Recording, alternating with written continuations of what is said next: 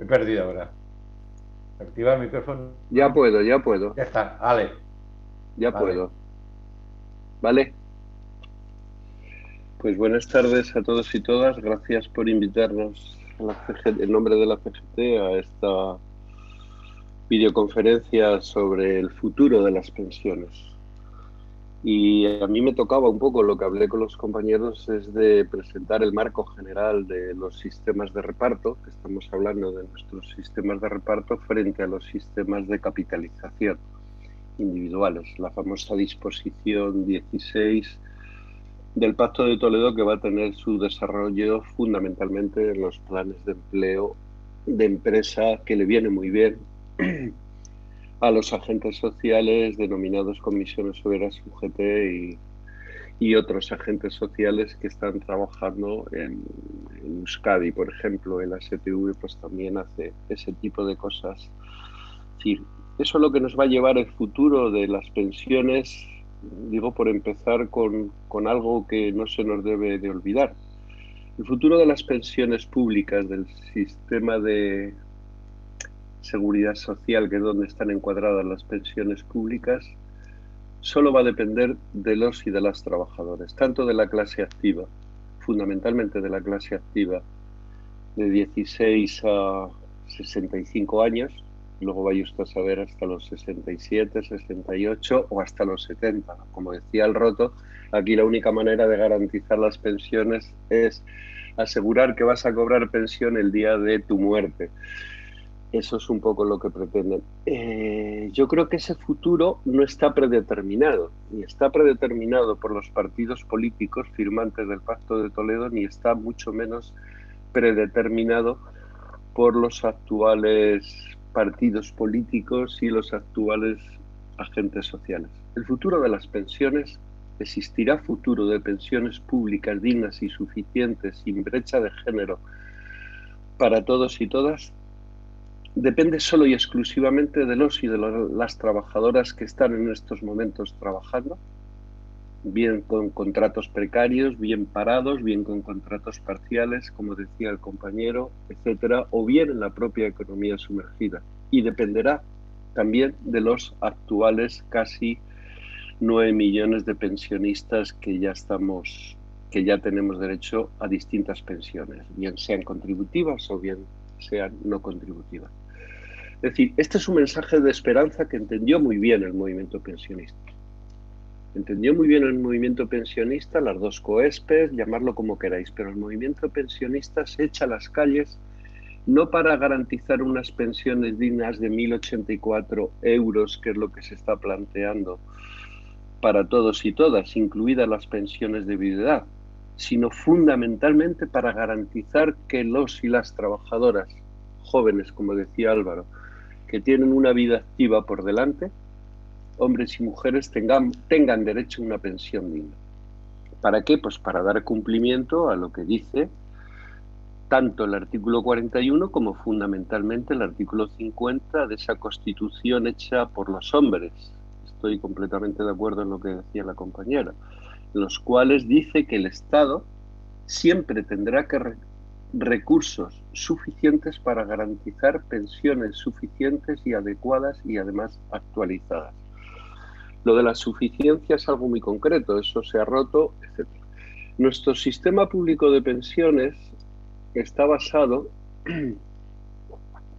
está basado en, o está enmarcado dentro de lo que se llaman los sistemas de seguridad social. Y nuestros sistemas de seguridad social se basa en cuatro principios, alguno más, pero cuatro principios fundamentales. El primero, la universalidad, que subjetiva, todos y todas estamos cubiertos y tenemos derecho a la asistencia sanitaria, lo mismo que tenemos derecho a ciertas pensiones en concreto de muchos tipos. Luego veremos en concreto qué tipo de pensiones existen. Por lo tanto, estamos hablando de una universalidad subjetiva que afecta a todos y todas y objetiva. ¿Cuándo actúa nuestro sistema de seguridad social? Cuando tenemos necesidades, cuando estamos enfermos, cuando hemos quedado invalidados, cuando no tenemos otro tipo, o cuando estamos en desempleo, o cuando estamos en situación de no activos y por lo tanto pasamos a ser pensionistas. Hay diferenciando entre lo que son pensiones contributivas y pensiones no contributivas. Es un sistema que el otro principio esencial es de solidaridad y de reparto. Todas y todos estamos obligados a contribuir. ¿Qué significa eso? Que todos tenemos que cotizar. Todos tenemos que cotizar cuando estamos en el sistema contributivo de la seguridad social. Tanto los patronos, lo que se llama la cuota patronal, como lo que se llama la cuota obrera. Es decir, que la cuota patronal, yo creo que es de dominio público, es un salario diferido que no la paga el patrón, sino que sale de nuestros propios salarios, por eso se llaman salarios diferidos. Es decir, y además es un sistema de redistribución, lo que decía antes el compañero Álvaro. ¿Por qué es un sistema de redistribución? Porque va de los más favorecidos a los menos favorecidos. Nuestro sistema de pensiones no es contributivo, es decir, contributivo significa que no es igual a lo que hacen los sistemas privados, bien sean los seguros. Es decir, la contributividad que nosotros hacemos por nuestros trabajos cuando trabajamos, etcétera, no es igualada al seguro. Por eso existen pensiones máximas y existen pensiones mínimas en las cuales esas pensiones máximas y esas pensiones mínimas no es igual a una pensión como si tú hubieras hecho un seguro, que tu pensión hubieras hecho un plan privado de pensiones que es en función de lo que cotizas más la rentabilidad, luego hablaré de esto. Así vas a percibir. No, nuestro sistema es solidario y de reparto. Por lo tanto, la contributividad, que todos estamos obligados y obligadas, se hace en función de que los que más ganan, más aporten para luego redistribuirlo a los que menos ganan o menos cotizan o menos pueden cotizar y puedan tener una pensión medianamente bien. Y el último principio esencial es la obligatoriedad. Todas y todos estamos afectados por el sistema de seguridad social. Y por lo tanto todas y todos tenemos derecho a que cuando tenemos una necesidad concreta tengamos derecho a esa prestación. Por lo tanto, la voluntariedad, que serían los seguros privados o los planes privados en todas sus modalidades, bien de empleo, bien individuales o bien de asociados, lo que pueden hacer los sindicatos o las asociaciones, es absolutamente libre y voluntario. Y así lo dice el artículo 41, es decir, que no existe esa obligatoriedad. Ahora le quieren dar la vuelta. Por lo tanto, estamos hablando de sistemas de reparto frente a sistemas de capitalización. Deciros que históricamente nuestro sistema, como decía antes, se define como no lucrativo, es decir, de reparto. Textualmente la ley dice lo siguiente: prohibición terminante de actuar en el terreno de la seguridad social obteniendo o buscando un lucro mercantil. Esto es muy importante.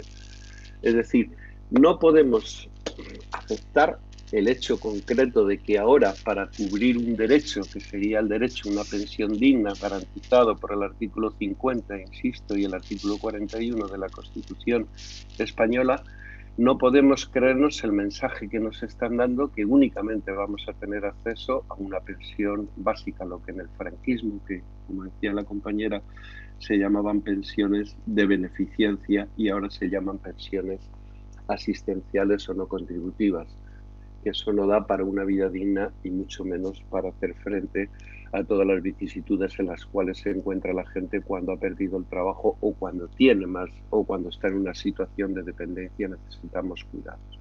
Es decir, prohibición terminante de actuar en el terreno de la seguridad social obteniendo o buscando un lucro mercantil. Esto es muy importante. Por lo tanto, nuestro sistema de reparto se define como el modelo en que en un periodo, por ejemplo un año, las cotizaciones de quienes están en activos sirven para pagar las pensiones o prestaciones de quienes se encuentran jubilados o han generado derecho a alguna pensión. Por el contrario, los sistemas de capitalización son aquellos en que las pensiones de las personas no activas se financian mediante el capital acumulado de sus propias aportaciones a lo largo de toda la vida activa. Es decir, es esa capacidad de generar ahorro privado.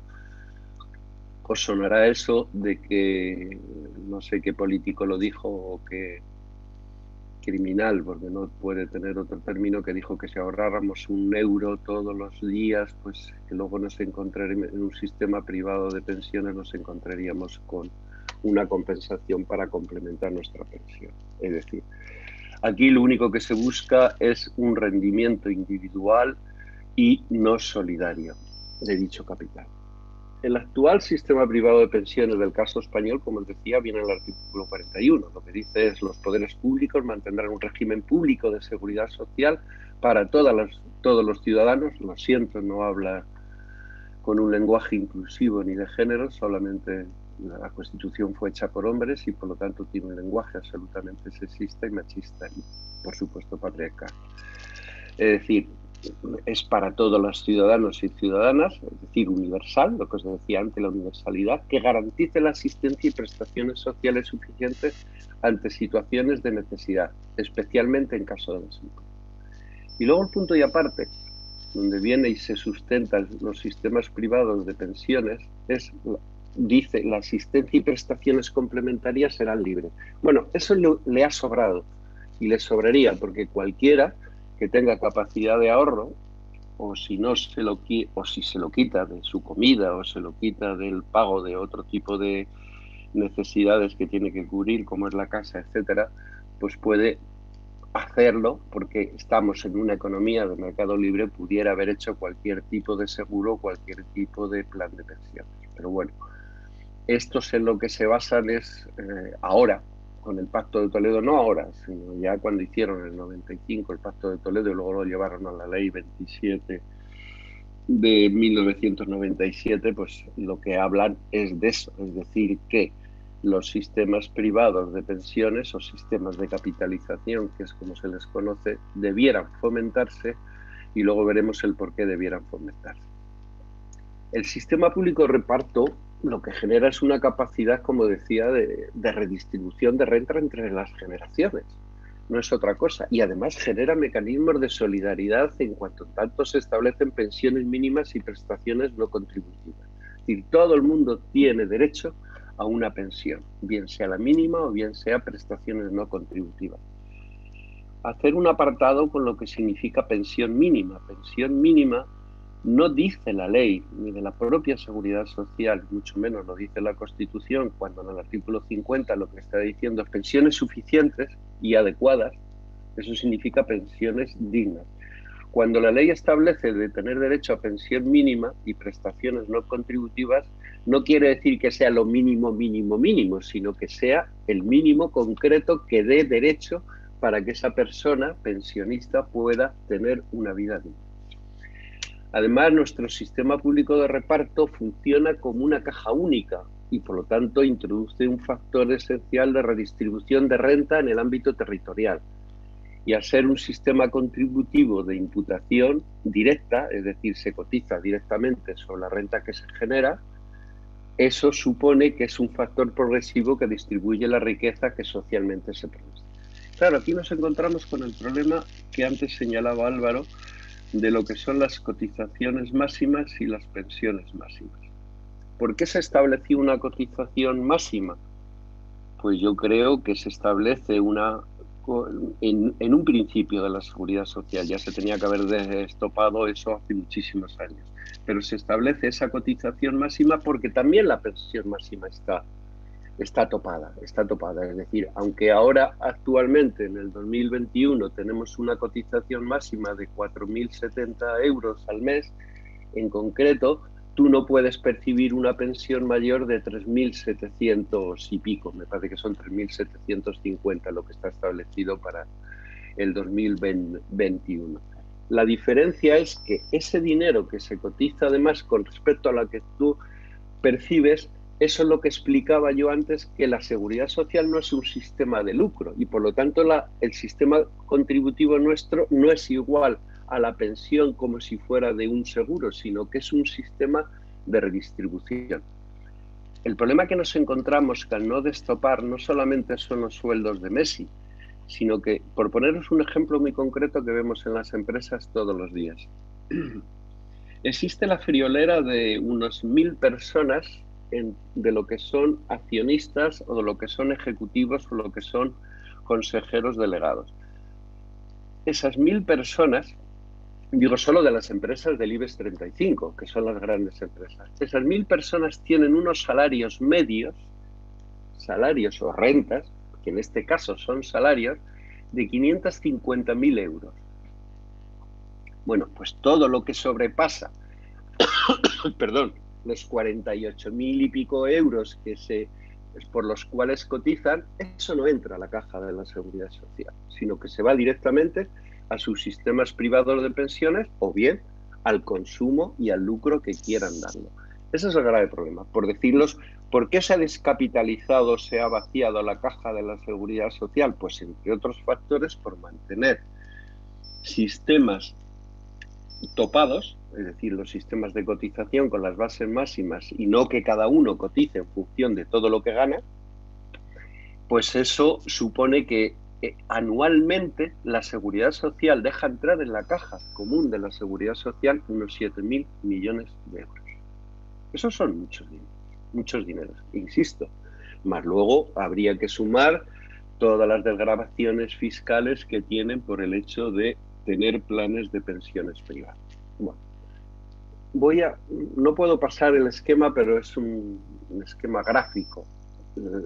La dicotomía o la diferencia que hay entre los sistemas públicos de reparto y los sistemas privados de capitalización. Los sistemas públicos de reparto, la pensión es producto de contratos de trabajo. Depende de los tipos de contratos de trabajo que tengamos, depende de los salarios, como para que haya más o menos ingresos a la caja común de la Seguridad Social. Por lo tanto, depende de los salarios y de las cotizaciones. En cambio, en los sistemas privados de cotización, la pensión es producto de un ahorro individual y más las rentabilidades que dependen de elementos externos a la persona y al individuo.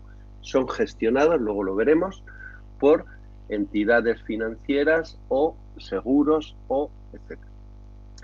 Los elementos que aparecen en los sistemas públicos de reparto son absolutamente sociales y políticos, es decir, estamos hablando de relaciones laborales. Depende de los convenios que se hagan, así tendremos más o menos parte de la tarta de las rentas salariales. Dependen de las políticas salariales, que no nos hagan devaluaciones salariales o reformas laborales tan tremendas como la del 2010 y 2012, que empobreció a toda la clase obrera, pero todos esos cientos de miles de millones o miles de millones, perdón, la Agencia Estatal de Empleo, la Agencia Estatal Tributaria considera que ha habido una transferencia de rentas salariales con la devaluación masiva que hubo de los salarios a partir de la reforma del 2012 de cerca de 45.000 millones, que no se han perdido en el limbo, sino que han ido directamente a la cuenta del beneficio bruto de explotación de los empresarios. Bueno, pues las políticas salariales son muy importantes en los sistemas públicos de reparto, más las políticas de redistribución de rentas, que ya lo he explicado, más los valores de solidaridad. Y además existe participación y lucha social o sindical o lucha política que le denominan otros. El control, por lo tanto, no es individual, sino que es social. En cambio, los elementos que aparecen en los sistemas privados de capitalización son absolutamente económicos, no estamos hablando de derechos. Las decisiones, además, que se adoptan ahí en esos sistemas se desligan de la persona o del sujeto y se crea la ilusión de un individuo o de una persona con voluntad propia que maximiza sus opciones, como lo haces en el mercado, cuando nada más lejos de la realidad. Es decir, que las inversiones que se hacen, si tuviéramos tiempo, os daría algunos datos de lo que son los fondos de pensiones y cómo son utilizados no solamente para robar a toda la clase obrera, sino que al final son utilizados, como por ejemplo lo ha hecho Telefónica con su fondo de pensiones, para despedir a la gente. Pero bueno, eso es otra historia que podemos profundizar en otro momento. Por lo tanto, en un sistema privado de capitalización o individual de pensiones de cualquier sistema, la persona es ajena al proceso y el control se realiza fuera de él, es hecho por los mercados, bien por las gestoras o bien por los fondos de pensiones. En los sistemas públicos, como decía, se produce una redistribución de la riqueza y en cambio en los sistemas privados no aparecen principios de solidaridad y de reparto. No existe redistribución del producto social. decir, que toda esa riqueza es producida por los y las trabajadoras y trabajadores. Y en cambio, si tú lo llevas a los sistemas privados de capitalización, ahí aparte de desaparecer el reparto y la solidaridad, no existe esa redistribución social de un producto que es social. Los débiles se verán condenados a la inseguridad o, en todo caso, a un mero sistema básico o, como a mí me gusta denominarlo, con términos de la dictadura terrorista, de beneficencia. En los sistemas públicos la gestión no se rige por el principio de rentabilidad económica, no, sino por principios de reparto necesario para cubrir necesidades sociales. En cambio, en los privados o en los de capitalización, la gestión es considerada como una mera forma de administración de las cosas. No cubre necesidades, sino servicios que tú has comprado en el mercado. Los objetivos, por tanto, de nuestros sistemas públicos son protección social y redistribución. Los objetivos de los sistemas privados de capitalización son rentabilidad, eficacia y competitividad. Por lo tanto, nosotros entendemos que nuestros sistemas públicos de pensiones son un derecho, no un negocio. Y lo que se pretende con este futuro y con todas las reformas ya desde el año 85, la primera gran reforma que hubo del 85 hasta la última del 2013, o la más fastidiosa que es la del 2011, y luego todo lo que invitan con la reforma Escrivá, con todo lo que nos amenazan, están considerando que el problema de las pensiones es un problema de negocio, que hay cerca de 140.000 millones de euros que el capital privado está encantado de poderlo usurpar, extraérnoslo, quitárnoslo, robarlo, como queráis, para hacer negocio. El poder y la gente poderosa, como sabéis, los empresarios, las jerarquías industriales, financieras, las aseguradoras, el personal de alta dirección, el Fondo Monetario Internacional, el Banco Mundial, la OCDE, la Comisión Europea, toda esta gente, los expertos que han metido en esto, los expertos y las expertas que están ligados a empresas de consultoría, que son las que han hecho los estudios esos actuariales donde dice que nuestro sistema privado, llevan dando la batalla con este tema desde los años 90. Desde los años 90 diciendo que los sistemas de pensiones públicos de reparto y solidarios no son sostenibles. Y claro, están hablando con un lenguaje, utilizan palabras o conceptos de quien domina, es poderoso, es un lenguaje económico-político. Es decir, estamos hablando de la mera racionalidad económica, que es meramente instrumental. Yo como individuo busco los mejores intereses y supuestamente actúo en un mercado libre en el cual parece que todo el mundo tuviera las mismas oportunidades, es decir, las mismas oportunidades que la señora Botín, que tiene un fondo de pensiones individual en concreto, porque se lo ha ganado con su trabajo y con su esfuerzo, de 56 millones de euros, creo. Y tiene, pues, me parece que no llega a los 58 años o 60, no creo que es joven. Entonces, claro, si tú eres, digo por dirigirme al compañero joven de CNT, Álvaro, me parece que te llamas, pues eres un trabajador que tiene una determinada edad y que has tenido, pues es que no has optado, no has hecho bien, no has actuado bien, ni has optado con una racionalidad económica donde tú no has sido muy, no has sido muy listo, por decirlo así, entre comillas, en concreto, que no has optimizado bien tus posibilidades. O sea, este lenguaje, como veréis, no tiene nada de conceptos de vida, que es lo que tienen nuestros sistemas públicos de pensiones, como es la suficiencia, la universalidad, las necesidades sociales, la equidad y la justicia social. Es decir, este cuento que nos cuentan sobre las pensiones, por ir resumiendo y terminando, prima un lenguaje economicista y carece del lenguaje de los derechos. Claro, abordar el tema de las pensiones o del futuro de las pensiones sin decir que es un derecho inalienable y subjetivo para todos y todas, cuando tenemos unas necesidades sociales concretas, en este caso pues es derecho a una pensión, estamos con un auténtico problema. Es decir, no podemos admitir este cuento que nos cuentan y no podemos que se utilice la lógica mercantil y la racionalidad económica en asuntos que pertenecen a los derechos para cubrir necesidades que tenemos las personas en ciertos momentos de la vida. Es decir, estos conceptos nos tratan no solo de causar alarma entre la población, que la causan, ahí están las consecuencias de la mayor parte de los jóvenes y jóvenes que tienen por las edades de Álvaro y unos pocos más de años, en concreto que consideran que eso de que ellos no van a tener derecho a pensión de nunca. Es decir, pues no solamente causa alarma entre la población, sino que de lo que se trata es de convencer el otro de los graves problemas que tiene nuestro sistema y para mí y para otra gente, el mayor de los ataques. Que aquí quien contribuya recibirá. Y de que además recibirá proporcionalmente a lo contribuido. He leído una de las posibles reformas que hagan. Me voy a detener en esto porque nuestro sistema contributivo nada tiene que ver con el seguro. Es decir, estamos hablando, lo he tratado de explicar antes, es contributivo porque contribuimos para luego repartir solidariamente de los que más aportan para los que menos pueden aportar. Pero claro, una de las posibles reformas que quieran hacer es el destope de las bases máximas de cotización. Si hacen ese destope de las bases máximas de cotización, ya lo están vendiendo para que luego la pensión máxima vaya a subir.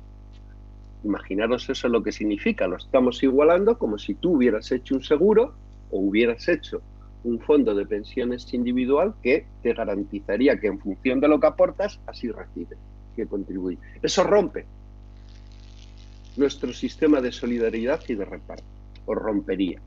Bueno, pues yo creo que se ha avanzado desde la primera reforma del año 85, sobre todo la del 97, ahí intentó que nuestro sistema de pensiones fuera de contributividad y que quien más contribuya, pues más perciba. No, perdón, quien más contribuya en concreto es para luego repartir. Bueno, esta idea individualista pertenece muy mucho al sistema capitalista neoliberal o a la racionalidad económica, o llamarlo como queráis. Es decir, cada uno va a recibir en función de lo que pueda aportar y en este caso están creando las bases para decir cada uno va a recibir o vas a tener la pensión que vas a recibir, la cuantía de la pensión en función de lo que puedas ahorrar y meterlo en un fondo privado de pensiones, bien del sistema de empleo o bien del sistema individual. Por lo cual esto atenta contra nuestro sistema público de pensiones, cuyo principio constitucional es muy sencillo. Es muy sencillo, insisto, a pesar de que el artículo 50 no sea un artículo ejecutivo, porque no está en el título correspondiente de lo que son derechos ejecutivos que tú pudieras reclamar, sí que es un derecho que yo creo que queda absolutamente claro. Es decir, siempre tiene que haber recursos, dineros, para que las personas de la tercera edad tengan pensiones suficientes y adecuadas. Eso es lo que dice el artículo 50. Claro, si no tenemos suficiente con las cotizaciones, pues es muy fácil. Históricamente la seguridad social no se ha regido solo por aportaciones no es contributivo, como decía, sino que el Estado metía todos los dineros que eso. La seguridad social no ha tenido déficit hasta que estos inventaron el déficit contable en el 2011, con la reforma que hicieron del artículo 135 y nos dijeron que el propio sistema de seguridad social no tenía que tener déficit, por lo tanto nos metieron lo del 0,25, todas esas cosas que os suenan. No, la seguridad social nunca ha tenido déficit y nunca tendría que tenerlo. El problema es quién ha sido capaz de hacer ese déficit contable. Y es más, según el artículo 50 tiene que haber recursos. Lo que ahora llaman créditos, que nos da créditos el Estado para luego pagar las pensiones, es una falsedad. La seguridad social no tiene que dar créditos. Sale del Producto Interior Bruto que va a los presupuestos generales del Estado y según el artículo 50 siempre tiene que haber recursos para tener pensiones suficientes adecuadas. En fin, llevan muchos años intentando destruir el sistema público de seguridad social y de pensiones que proteja a todas las personas, insisto, ante estados de necesidad, bien seamos desempleados, bien sin rentas, bien pensionistas, o bien como millones de mujeres que no pudieron trabajar porque el tema era lo que explicaba antes la compañera y por lo tanto no me voy a extender en ella, sino que no podían acceder al mercado de trabajo y no debían acceder al mercado de trabajo. La mujer era el sustento del guerrero que iba a trabajar y por lo tanto estamos hablando de una cultura no solo machista sino patriarcal que sí llevado a las relaciones laborales, etc. Y por lo tanto los trabajos de cuidados o de reproducción, como no mercantilizan, es decir, no van al Producto Interior Bruto, pues no se tiene más historia. Por terminar, creo que es muy fácil, es decir, estamos asistiendo, no digo de ahora, ahora puede ser que haya un consenso social, lo cual a nosotros particularmente nos preocupa muchísimo más, donde se mezclan intereses variados y hay un interés muy concreto y objetivo que es de los agentes sociales, que son los únicos interlocutores. Al movimiento de pensionistas nadie le ha llamado como interlocutor cuando es el que está en la calle y es el que está defendiendo unas pensiones dignas y suficientes para todos y todas. Nadie le ha llamado y sí que están negociando con el señor Escrivá lo que va a ser la enésima reforma de la seguridad social o del sistema de pensiones públicos, insisto, para en corto plazo destruir nuestro sistema público de reparto de forma solidaria y dárselo al mercado para hacer un auténtico negocio. Los sindicatos, comisiones obreras y UGT y otros también tienen responsabilidades, pero fundamentalmente en esos fueron los que firmaron conjuntamente con Zapatero la ley del 2011 y todas las desgracias o parte de las desgracias vienen de esa ley del 2011 que también habían firmado la del 97 que aplicaron el Pacto de Toledo, donde separaron las fuentes de financiación, etcétera. Pero la ley 27 es lo que tiene, es decir, que quien crea el factor de sostenibilidad fue la ley 27-2011 y fue Zapatero, Comisiones Obreras, UGT y la COE. Y ahora lo quieren cambiar por el factor de sostenibilidad, ahora le quieren llamar de equidad intergeneracional. Es lo mismo, ¿eh?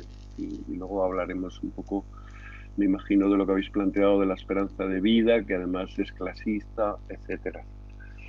Con lo cual, yo creo que sí que el futuro de las pensiones, insisto, depende de nosotros y de nosotras. Y sobre todo depende de las clases trabajadoras, hombres y mujeres, jóvenes, que pues ya sabéis que los jóvenes tienen una tasa de paro actual del 45% hasta los 30 años, aparte de no tener futuro, posibilidad de independizarse, precarización, etcétera.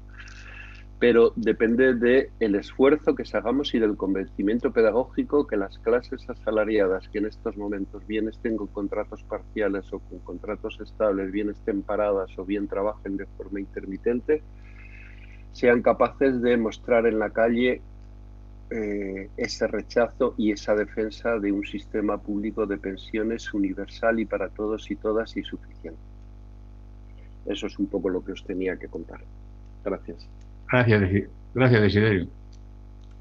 Seguimos.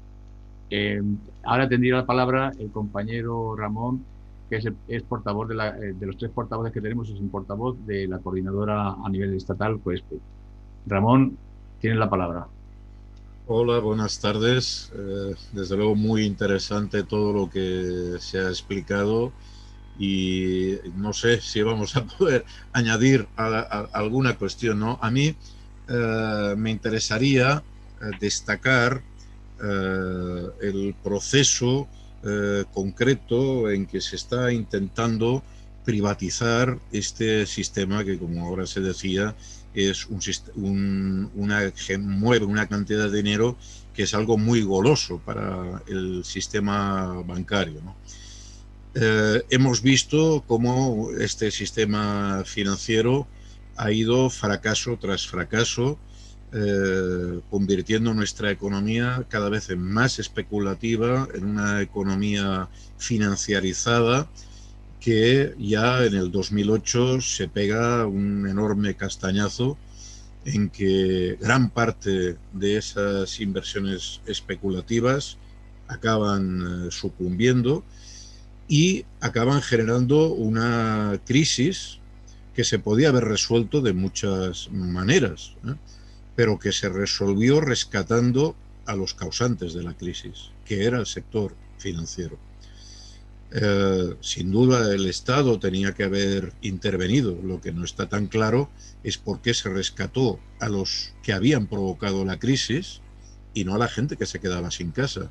1 millón de personas se quedaron sin vivienda porque no pudieron hacer frente a los créditos que tenían con el sistema financiero. Unos créditos hinchados, con unas tasas de interés descontroladas, con unas condiciones leoninas. Si a esa gente se le hubiera dado crédito a interés cero, como se hizo a los bancos, hoy habría 1 millón de familias en sus casas. Y las condiciones para trabajar, para recuperar la economía, hubieran sido otras. No, se dijo en ese momento que era imprescindible rescatar a los bancos porque si les dábamos dinero a esos insensatos, que lo habían hecho muy mal y que iban a refundar el capitalismo y que se arrepentían mucho, con ese dinero crearían puestos de trabajo, reactivarían la economía, etcétera, etcétera. Falso. Con ese dinero lo que hicieron fue continuar hinchando de nuevo la burbuja especulativa y la burbuja de una economía que no va a la producción, que no está al servicio de la gente, sino al servicio de una minoría que consiguió todavía enriquecerse más. Y consiguió además generar una deuda enorme sobre el Estado español, que era un Estado que hasta ese momento tenía una deuda relativamente baja, que tuvo que cargar con esa deuda. ¿Pero qué ocurrió? Que eso no rescató a este sistema, no lo saneó. El sistema financiero ya antes de la crisis del COVID estaba muy mal y pedía nuevos rescates y, entre otras cosas, pedía nuevos espacios de negocio. Y vimos cómo se aprobaba el Plan Paneuropeo de Pensiones en el Parlamento Europeo, que era un mecanismo por el cual se le cedía el negocio, claro, para los bancos, para nosotros es un derecho social, como ha explicado Desi, ¿no?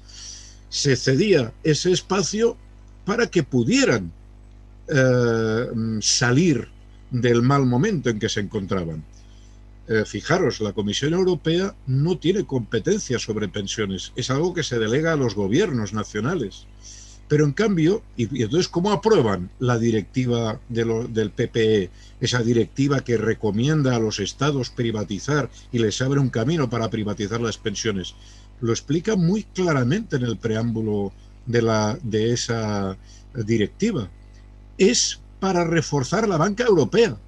No es para garantizar las pensiones de los europeos, es para reforzar la banca europea, que se fuerza a que los estados pasen del sector público al sector privado. Claro, el problema era quién le ponía el cascabel al gato. Y estaban muy preocupados con estos cuando vino la epidemia. Y la epidemia, que ha castigado sobre todo a los trabajadores, les ha dado un nuevo pretexto.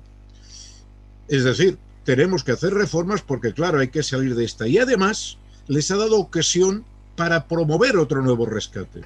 Esta vez a los grandes monopolios industriales a través de los planes de recuperación europeo.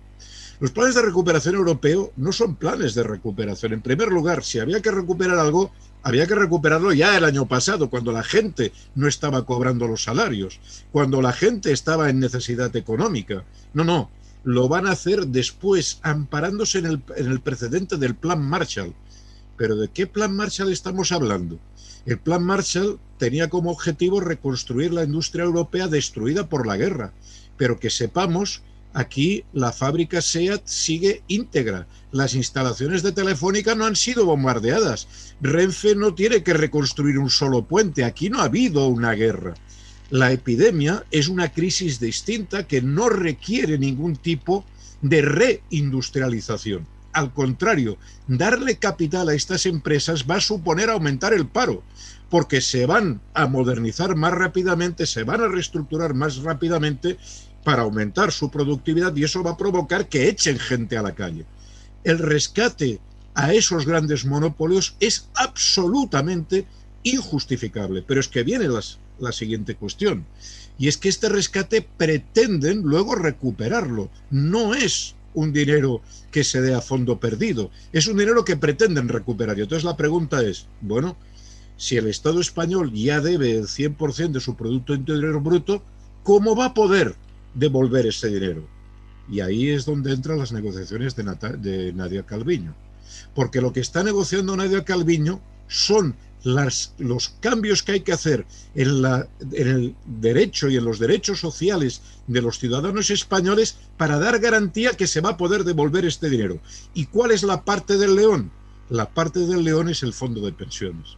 Es decir, ¿qué tienen que ver las pensiones con los planes de recuperación? Tienen que ver mucho, porque Nadia Calviño pretende que la garantía de esos préstamos, que no van a ir a los trabajadores, que no van a ir a la ciudadanía, sean las pensiones y sean los fondos de la seguridad social. Y ahora ve la ocasión de oro en este momento de pandemia, en este momento que nos es tan difícil movilizarnos, de hacer el juego de magia, de colocar que parte del dinero que iba a la seguridad social ahora vaya a sistemas privados de pensiones. Y es lo que nos cuelan en el Pacto de Toledo, con una medida que no había ninguna fuerza política que la llevara en su programa. Al contrario, lo que iba en los programas de las fuerzas políticas que conformaron el gobierno era recuperación de las pensiones por el índice de precios al consumo y no con otros artilugios, echar atrás la reforma laboral, acabar con la brecha de género. No solo no toman medidas efectivas y se quedan en la ambigüedad de las recomendaciones que dicen sí, pero no, recuperaremos la desvalorización, pero con otros indicadores que no sean el IPC, es decir, con 1000 trampas, sino que introducen la recomendación 16, que dice que se va a negociar en convenios colectivos, se va a negociar que una parte de lo que recauda la Seguridad Social de las cotizaciones, en lugar de gestionarlo en la administración pública con criterio público, con los criterios que estaba explicando Desi ahora mismo, vayan a fondos privados de pensiones. La propuesta tiene muy mala sombra. No somos el primer país en que se propone algo de esto. En primer lugar, es un intento de romper la solidaridad de la clase trabajadora, porque ¿quién va a poder suscribir este tipo de convenios? Pues solo aquellos trabajadores que se encuentren en una situación contractual y de negociación mejor, es decir, los trabajadores de la gran industria, de las grandes empresas que tienen contratos relativamente fijos y estables. Esto no es nuevo. Esto ya se hizo hace 30 años en Estados Unidos. Los trabajadores del cinturón del acero de Detroit consiguieron que incorporar en sus negociaciones colectivas las pensiones privadas. Y estaban muy contentos ellos, porque fíjate, el desgraciado que está recogiendo algodón en el sur de Estados Unidos no tiene mi plan de pensiones, pero yo que trabajo en la Ford, en la General Motors, tengo derecho a acceder a un fondo privado de pensiones y voy a tener una jubilación estupenda, como dice la propaganda de los bancos. ¿Qué ha acabado ocurriendo 30 años después? Que la crisis del 2008 se lleva por los aires todos los ahorros de estos trabajadores y se quedan sin nada. Hoy en Estados Unidos hay gente de 80 años trabajando porque ha perdido toda su pensión privada. ¿Y por qué es lo que acaba sucediendo siempre en Holanda, en Chile? Las pensiones privadas son una estafa. No tengo tiempo de explicarlo, pero es un mecanismo financiero ideal para ser robado por los bancos, porque el trabajador no lo puede tocar y por lo tanto el banco invierte siempre en inversiones basura que se pierdan, saca el dinero de ahí y lo mete en otras inversiones y tú te quedas con los activos tóxicos. Y al final resulta que esos trabajadores del metal, de la aristocracia obrera de Estados Unidos, hoy son pensionistas de lo más precario. Y nos intentan colar esto en España a través de negociaciones colectivas en las cuales también, segunda cuestión, intentan tentar a los grandes sindicatos para que se metan en ese negocio a cambio de unas misérrimas comisiones. Y eso tiene todavía otro peligro, porque claro, si se hace de esta manera, el día que esos ahorros se vayan a hacer puñetas, los responsables no serán los bancos, serán los sindicatos que tenían la misión de custodiar y que ya os digo que es imposible custodiar estas inversiones. Es imposible técnicamente, porque son inversiones que se cambian cada día en bolsa. No hay manera de saber dónde van los activos. Y es mentira que haciendo una reunión una vez al año o una vez al mes cualquier representante de los trabajadores tenga un poder de control. ¿Y con esto qué van a conseguir? Todavía destruir más a los sindicatos y la capacidad negociadora de los trabajadores. Hay que parar esta insensatez. Y esto es lo que estamos intentando desde COESPE. Primero, desmontando la argumentación. Desmontando la argumentación ya desde un punto de partida que se manifiesta como enormemente falsa, de que la seguridad social sea insostenible. Oiga, si es insostenible, ¿por qué las dos reformas han recortado las cotizaciones sociales? ¡Auméntelas! No, se topan, se reducen, no, nada de eso, hay que bajar las cotizaciones de las empresas. Pero no me dice que está en crisis. Segundo, si esto está en crisis, ¿cómo es que la seguridad social de las cotizaciones sociales se están pagando un montón de gastos impropios, como reconoce el propio Tribunal de Cuentas? Ellos estiman en 120.000 millones. Economistas críticos evalúan de 700 a 1.000 millones, a 1 billón, lo que han sido los gastos impropios de la seguridad social desde su fundación.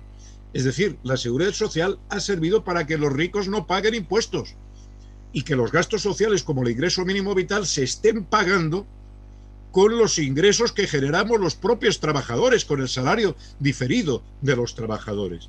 Eso, evidentemente, se debe denunciar. Hay que ser beligerante en esta cuestión, en evitar el programa que tiene Escrivá.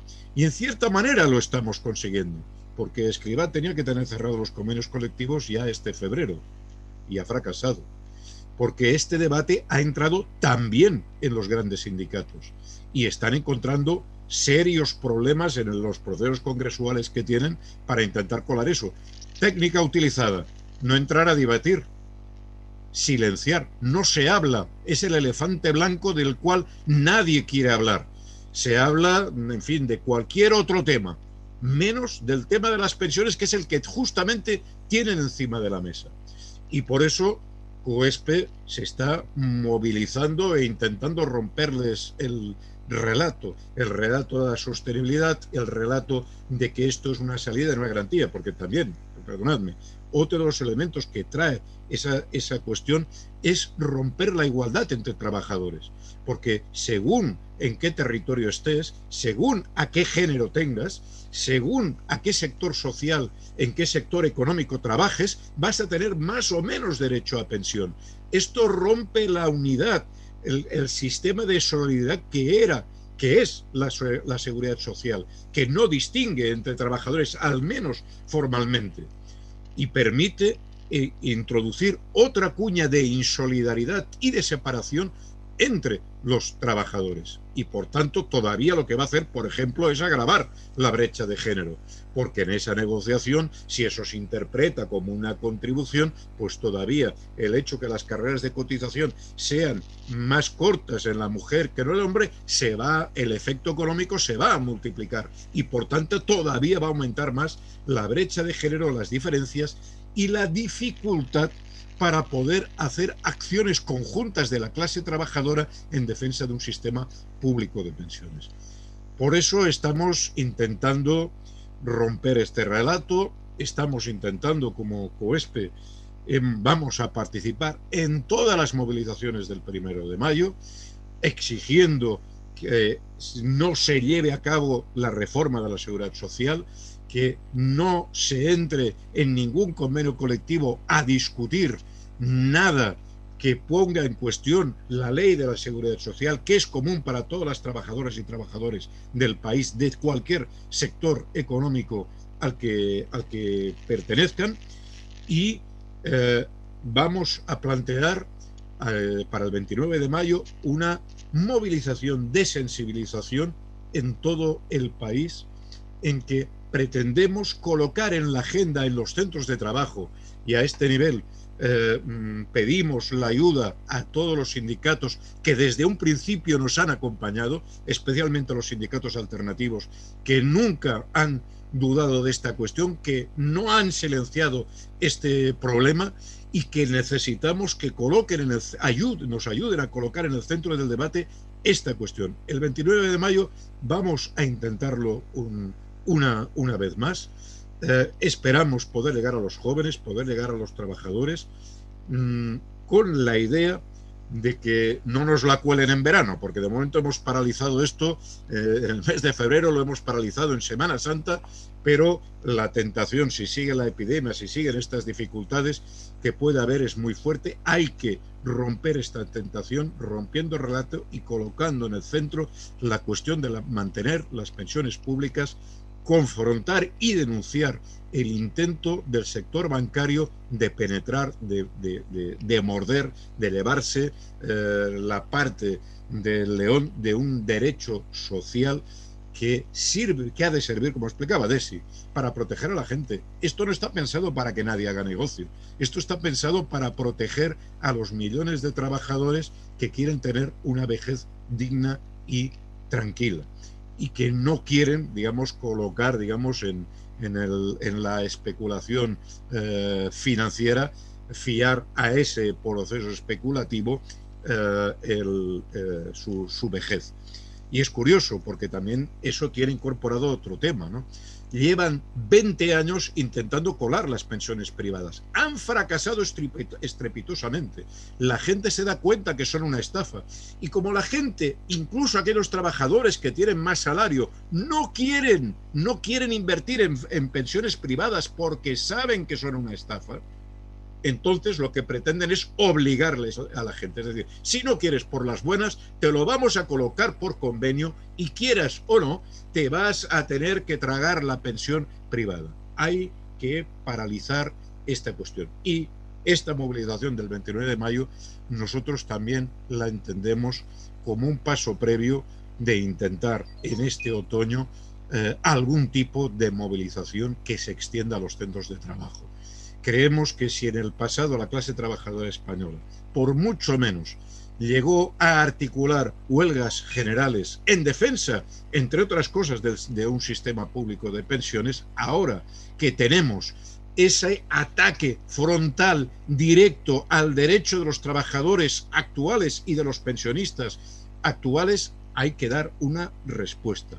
Y una respuesta no solo en la calle. Los pensionistas vamos a mantener, llevamos 3 años en las plazas y como sabemos que la lucha es larga y somos pacientes, vamos a aguantar lo que haga falta, llueva, haga frío o sol, ahí vamos a estar. Pero este debate tiene que entrar en los centros de trabajo porque afecta al futuro de los trabajadores presentes. No solo somos los 9 millones de pensionistas, son los 19 millones de cotizantes a la Seguridad Social y además también lo son todo aquel precariado que se ha generado. Yo lo veo en mi facultad, los falsos becarios, los falsos trabajadores en prácticas, los falsos autónomos que se quedan al descubierto, que están trabajando sin generar derecho de pensiones. Hay que acabar con esto, porque aunque les parezca lejano a estos trabajadores, es una parte de su salario.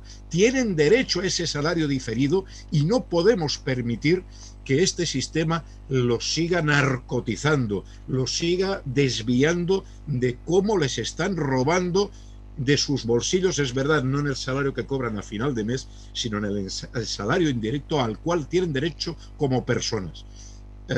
Ahí vamos a seguir. Desde luego os agradecemos a todos los compañeros de la CNT, de la IAC, de la CGT, que hoy nos acompañáis, el esfuerzo que estáis haciendo, pero os vamos a tener que pedir que aún aumentéis este esfuerzo por llevar el debate a los centros de trabajo, a la gente trabajadora, porque este es un derecho que se consiguió en algunos países ya en el siglo XIX y a lo largo del siglo XX, y no podemos permitir que esta ola neoliberal de globalización se lo lleve por delante, una conquista que tanto y tanto costó alcanzar. No podemos permitirlo. Estoy seguro que si conseguimos explicar, ser pedagógicos, hacerle entender a la gente lo que se está jugando, vamos a enviar a Escrivá y a Nadia Calviño al basurero de la historia. Nada más y muchas gracias y perdonad si me he alargado, compañeros y compañeras. Muchas gracias, Ramón.